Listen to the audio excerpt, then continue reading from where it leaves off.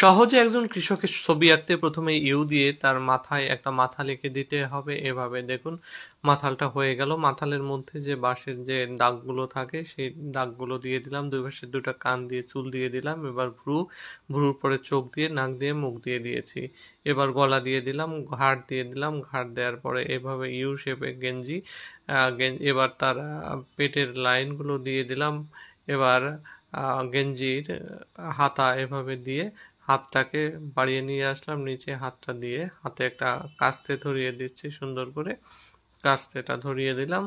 এরপরে তার গেঞ্জির অন্য লাইন দিয়ে তার লুঙ্গিটা এভাবে এঁকে দিলাম নিচের দিকে। লুঙ্গির ভাঁজগুলো এভাবে থাকবে। ভাঁজের নিচে তার পা এঁকে দিলাম। একটা পা এভাবে আছে আর একটা পা ভাঁজ করা অবস্থায় হাঁটলে যেরকম থাকে। এরপরে অন্য হাতটা এভাবে এঁকে দিলাম। এই হাত একটা বালতি দিয়ে দিব। এই বালতিটা এঁকে দিচ্ছি। হাতলটা একটু বড় হয়ে গেছে একটা হাতল, সেই জায়গাটা আমি কালো করে দিলাম সুন্দর করে। এভাবে বালতিটা হয়ে গেল, বালতির তলাটা হয়ে গেল, কিছু ঘাস দিয়ে দিলাম। এবার সুন্দর করে রং করে দিচ্ছি। তার গায়ে আমি পিঙ্ক কালার দিয়ে দিলাম এবং লুঙ্গিতে দিয়ে দিলাম নীল কালার।